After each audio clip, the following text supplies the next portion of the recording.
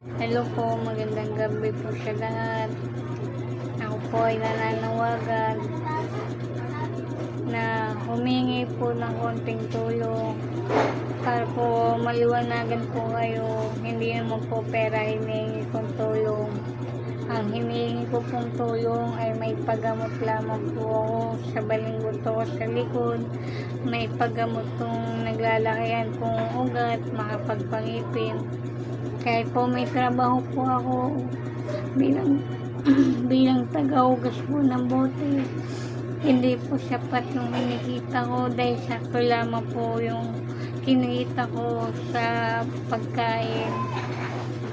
Saka hindi ko po may paggamot yung sarili ko dahil kapos na po ako sa pera. Yung kinikita ko po sa paghugas po ng bote, sakto lamang po talaga sa pambili ng bigas. Kahit wala pong ulam, minsan nakakatikim ng masarap pero madalang lang po talaga. Sakto lamang po talaga sa pagkain yung kinikita ko. At saka nananawagan po ako na sana huwag niyong masamain kung nanghingi po ng konting tulong. Kasi hindi po ako residente dito, wala po akong mapuntahan, wala po akong ibang malapitan na kamag-anak kasi binabaliwala ako ng pinsan ko, lalong-lalo na sa kapatid ko na ilang taon na ako nakikiusap, nagmamakaawa po sa kanila. Talagang baliwala po talaga sa kanila kahit anong pagmamakaawa ko dahil nga sabi nila kahit na magaling na ako sa TV, pinandidirihan pa rin po nila ako dahil sa itsura kong ito. Sana huwag naman po sana ninyong magsamain kung nanghingi po ng konting tulong po sa inyo, sa lahat po ng vlogger.